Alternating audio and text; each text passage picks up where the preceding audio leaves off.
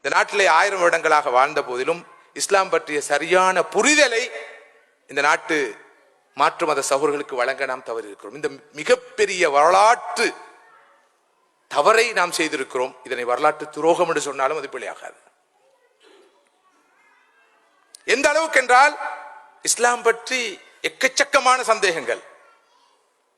இந்த ஹலால் ஹலால் என்றா என்னாண்டு நம்ம ஆக்களுக்கே தெரியாது.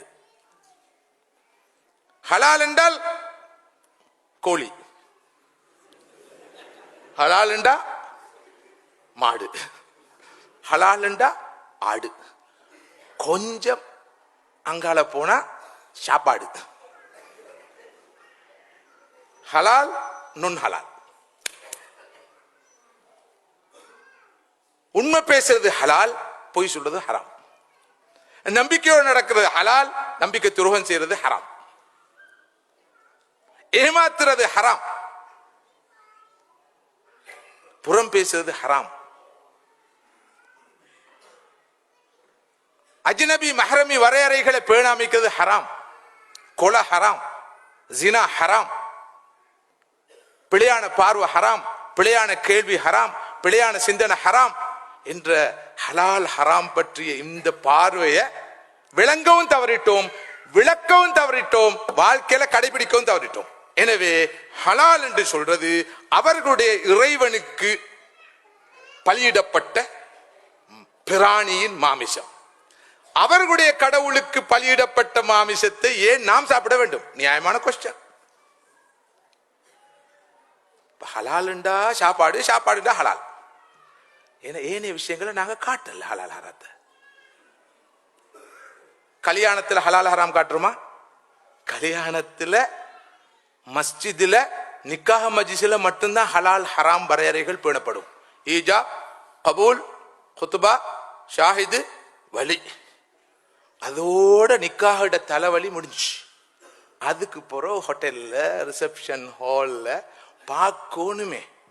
வெட்டிங் என்ற பேர்ல, ஹோம் கமிங் என்ற பேர்ல ஃப்ரீ மிக்சிங் வேணுமா, வீண் விரயம் வேணுமா, மியூசிக் வேணுமா? அந்த 5 ஸ்டார் ஹோட்டல், இந்த 4 ஸ்டார் ஹோட்டல், இந்த பெரிய பொஷான ரிசப்ஷன் ஹால்ல நடக்கும். ஆனா அங்க சாப்பிட போற நேரம் மட்டும் இந்த ஹோட்டல்ல கோழி ஹலாலோ தெரியா இல்லையா? உனக்கு என்ன ஹலால்? ஆள் அவுரத்தை திறந்து கொண்டு இருக்கிறாரு, தலையை மூடுறத பத்தி கவலைப்படுறாரு. அவுரத்தையே திறந்து ஹலால் ஹராத்த பாரதூரமான ஹராம்களை அலட்டிக்கொள்ளாம, பாரதூரமான விஷயங்களை ஹலால் ஹராத்தை அலட்டிக்கொள்ளாம, ஹலால் ஹராத்தை ஒரு குறிப்பிட்ட வட்டத்துக்குள்ள கொண்டு வந்து வச்சுக்கிறோம். அதுல விளைவு தப்ப அபிப்பிராயம். முஸ்லிம்கள் ஹலால் ஹராம் பேணுபவர்கள். ஹலால் ஹராம் என்பது நல்லது, கெட்டது, சுத்தமானது, சுத்தம் இல்லாதது, தூய்மையானது, தூய்மை இல்லாதது, நாகரிகமானது, நாகரிகமற்றது என்ற இந்த பார்வை பெரும்பான்மை சமூகத்துக்கு, பெருமசவர்களுக்கு வந்திருந்தா அவர்கள் சந்தோஷமாக இதனை வரவேற்றிருப்பார்கள்.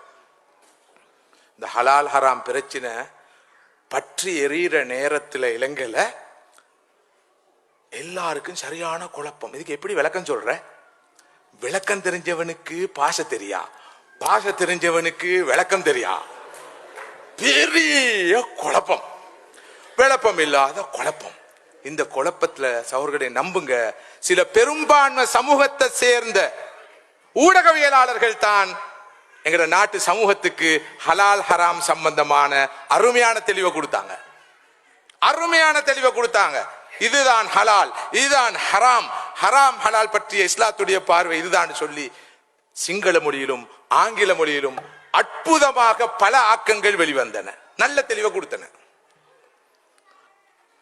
அதெல்லாம் வாசிச்சு போட்டு எங்கடாக்கள் தெரியுமா இப்படி ஒருத்தர் எழுதிக்கிறேன் இல்லையா, நான் வாசிச்சு எனக்கு நல்ல பாயிண்ட்ஸ் கொஞ்சம் கிடைச்சு. வெக்கமா இல்ல?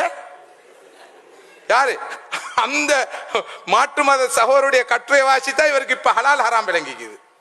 நல்ல விஷயம் இப்ப கேட்கிறவனுக்கெல்லாம் அவங்களோட ஆக்கட்ட கொட்டேஷனை போட்டே கொடுக்குற சேக இப்ப வாயடைச்சு போறானோ.